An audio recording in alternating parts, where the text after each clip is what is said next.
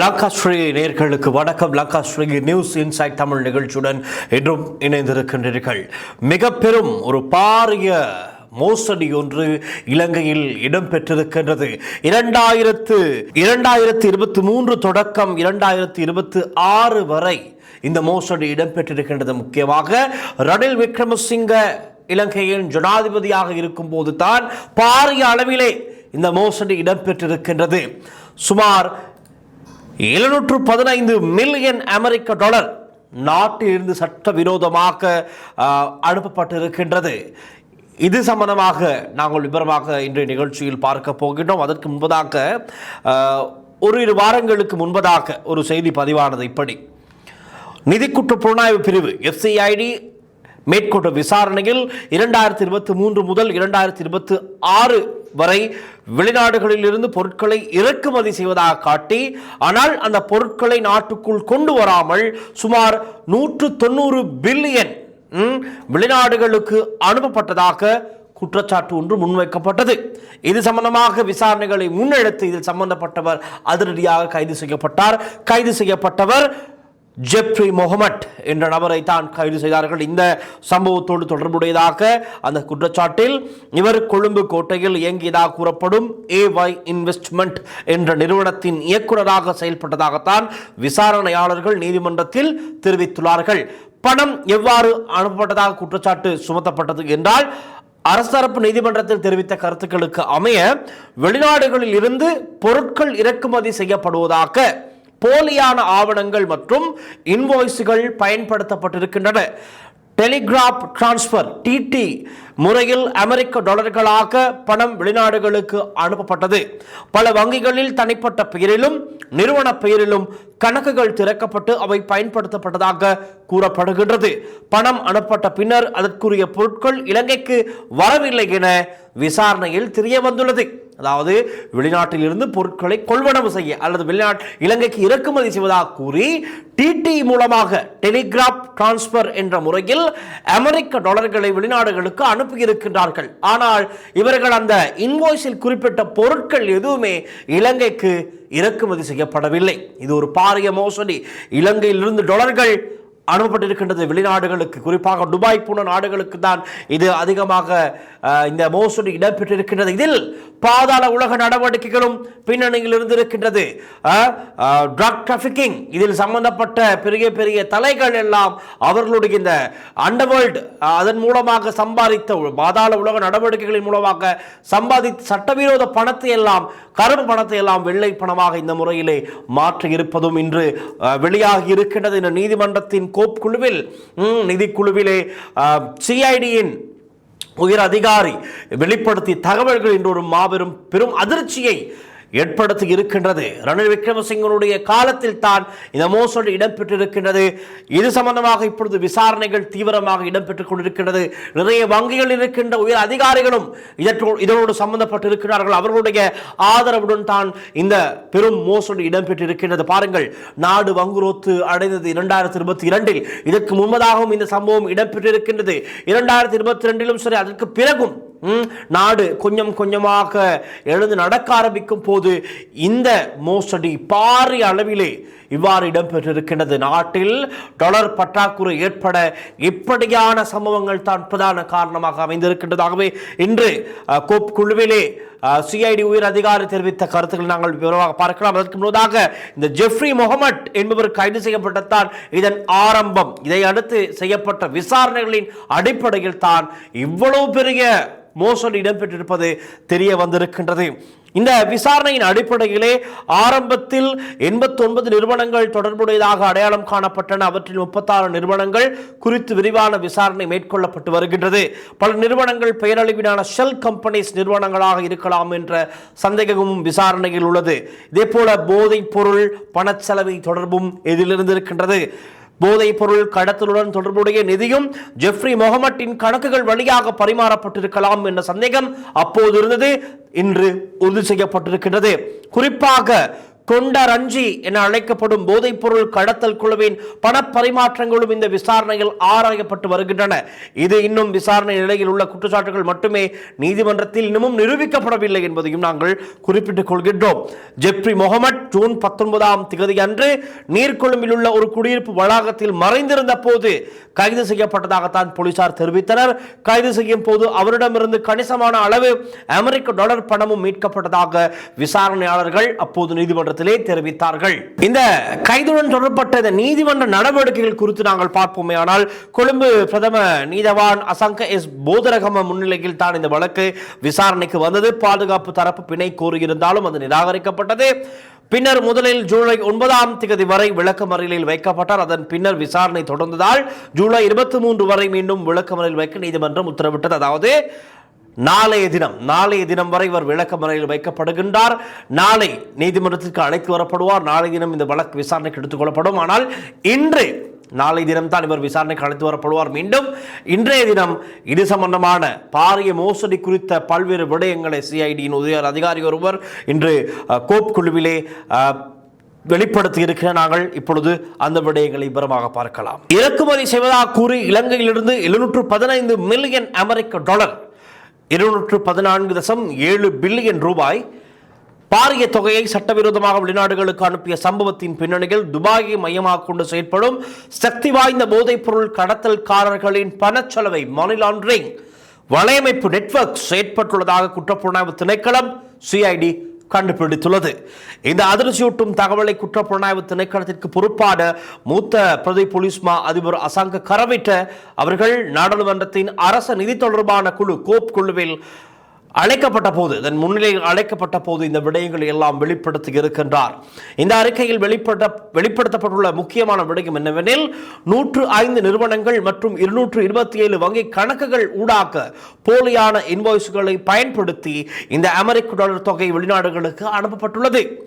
இது வெறுமனே வரி ஏய்ப்புக்காக மட்டுமே மேற்கொள்ளப்பட்ட செயல் அல்ல என்றும் போதைப் பொருள் வர்த்தகம் மூலம் சம்பாதிக்கப்பட்ட சட்டவிரோத பணத்தை சுத்திகரிக்கும் அதாவது மணி லாண்டரிங் நோக்கத்துடன் இந்த நடவடிக்கை மேற்கொள்ளப்பட்டுள்ளதாகவும் தெரிய வந்துள்ளது. இதனுடன் தொடர்புடைய முக்கிய சந்தேக நபர்கள் இருவர் சர்வதேச போலீசான இன்டர்போல் உதவியுடன் துபாயில் இருந்து இலங்கைக்கு அழைத்து வரப்பட்டு தற்போது விளக்க மறியலில் வைக்கப்பட்டுள்ளதாக மூத்த பிரதி போலீஸ் மா அதிபர் தெரிவித்தார். பார்த்துக் கொள்ளுங்கள், நாட்டிலே எவ்வளவு பெரிய ஒரு மோசமான சூழல் காணப்படும் நிலையில் கூட இவர்கள் நாட்டில் இருக்கின்ற அரசாங்கத்திற்கு வரவேண்டிய இந்த டாலர்களை எல்லாம் மத்திய வங்கிக்கு வரவேண்டிய டாலர்களை எல்லாம் சட்டவிரோதமாக இவர்கள் துபாய்க்கு அனுப்பி இருக்கின்றார்கள். இன்னும் பல நாடுகளுக்கு அனுப்பி இருக்கின்றார்கள். அனுப்பியது காரணமாக இலங்கையில் இருக்கிற டாலர் பற்றாக்குறை ஏற்படுகின்றது. அடிக்கடி டாலரின் விலையில் ஏற்படுகின்ற அந்த வீழ்ச்சி எல்லாமே காரணம் இவைத்தான். ஏற்ற இறக்கங்கள், அந்த விலையின் மதிப்பு ஏற்ற இறக்கங்கள், இலங்கை ரூபாவின் பெறுமதி வீழ்ச்சி அடைவதற்கு எல்லாமே இவைத்தான் பிரதான காரணமாக அமைகிறது. இந்த மாதிரியான செயற்பாடுகள் தான் நாட்டின் ஒரு பொருளாதாரத்தையே ஒரு அசைத்து வைக்கின்றது. ஆகவே பாருங்கள், இப்படியான ஒரு பாரிய மோசடி சம்பந்தமாக இன்றைய தினம் உயர் அதிகாரி சிஐடி உயர் அதிகாரி போலீஸ் மாதிபர் பிரதி போலீஸ் மாதிபர் அசங்க கரவிட்ட கோப் குழுவில் சொன்ன விடயங்களை நான் இப்பொழுது உங்களுக்கு தமிழ் மொழியில் சொல்ல போகின்றேன். கௌரவ தலைவர் அவர்களே பொருட்களை இறக்குமதி செய்வதாக காட்டி வெளிநாடுகளுக்கு பணம் அனுப்பி ஆனால் எந்த பொருட்களையும் நாட்டுக்குள் கொண்டு வராத சம்பவங்கள் தொடர்பாக இலங்கை சுங்க திணைக்களம் போலீஸ் மா அதிபருக்கு 3 அறிக்கைகளை சமர்ப்பித்துள்ளது. அந்த அறிக்கைகள் 2026 ஜனவரி 20, 2026 பிப்ரவரி 23, 2026 மார்ச் 6 ஆகிய திகதிகளில் சமர்ப்பிக்கப்பட்டுள்ளன. 2026 ஜனவரி 20ஆம் தேதி சமர்ப்பிக்கப்பட்ட முதல் அறிக்கையில் 89 நிறுவனங்கள் இவ்வாறு டெலிகிராப் டிரான்ஸ்பர் மூலம் பொருட்கள் இறக்குமதிக்காக பணம் அனுப்பியிருந்த போதிலும் இதுவரை எந்த பொருட்களும் இலங்கைக்கு கொண்டு வரப்படவில்லை என குறிப்பிடப்பட்டுள்ளது. இந்த அறிக்கையில் தான் சுங்க திணைக்களம் குறிப்பிட்டுள்ளது. அதேபோல் 2026 பிப்ரவரி 23 அறிக்கையிலும் மேலும் 4 நிறுவனங்கள் 2026 மார்ச் 6 அறிக்கையில் மேலும் 12 நிறுவனங்கள் தொடர்பான தகவல்கள் வழங்கப்பட்டுள்ளன. மொத்த அறிக்கையின் அடிப்படையில் 105 நிறுவனங்கள் இதில் தொடர்பட்டுள்ளன. இந்த 105 நிறுவனங்கள் மூலம் 214.7 பில்லியன் ரூபாய் அதாவது சுமார் 715 மில்லியன் அமெரிக்க டாலர் டிடி முறையில் வெளிநாடுகளுக்கு அனுப்பப்பட்டுள்ளது. ஆனால் அந்த பணத்திற்கு பதிலாக எந்த ஒரு பொருளும் இலங்கைக்கு கொண்டு வரப்படவில்லை என அவர்களுடைய அறிக்கையில் குறிப்பிடப்பட்டுள்ளது. இதனைத் தொடர்ந்து குற்றப்புலனாய்வு திணைக்களத்தின் நிதிக்குற்ற விசாரணை பிரிவு FCID விசாரணைகளை ஆரம்பித்தது. விசாரணையில் இந்த நடவடிக்கையுடன் தொடர்புடைய 105 நிறுவனங்கள், அந்த நிறுவனங்களின் பணிப்பாளர்கள், நிறுவன செயலாளர்கள் தொடர்பாக ஆய்வுகளை மேற்கொண்டுள்ளது. இந்த 105 நிறுவனங்களிலும் மொத்தமாக 55 நபர்கள் தொடர்புபட்டுள்ளதாக கண்டறியப்பட்டுள்ளது. மேலும் 227 வங்கி கணக்குகள், சுமார் 24,300 டிடி பரிமாற்றங்கள் பயன்படுத்தப்பட்டுள்ளன. இந்த நடவடிக்கைகள் 2023 ஜனவரி 1 முதல் 2026 மார்ச் மாதம் வரை இடம்பெற்றுள்ளதாக விசாரணை அறிக்கைகள் தெரிவிக்கின்றன. இந்த விவகாரம் தொடர்பாக விரிவான விசாரணை மேற்கொண்ட போது இலங்கையின் 13 பிரதான அரசு மற்றும் தனியார் வங்கிகள் இதில் தொடர்புபட்டுள்ளதாக தெரிய வந்துள்ளது. மேலும் விசாரணையில் இந்த டிடி பரிமாற்றங்களை மேற்கொண்ட நிறுவனங்களில் ஒரு நிறுவனத்தை அதிகாரிகள் அடையாளம் கண்டுள்ளனர். அந்த நிறுவனத்துடன் தொடர்புடைய ஒருவரை தற்போது கைது செய்து நீதிமன்ற நடவடிக்கைகள் முன்னெடுத்து வருகின்றன.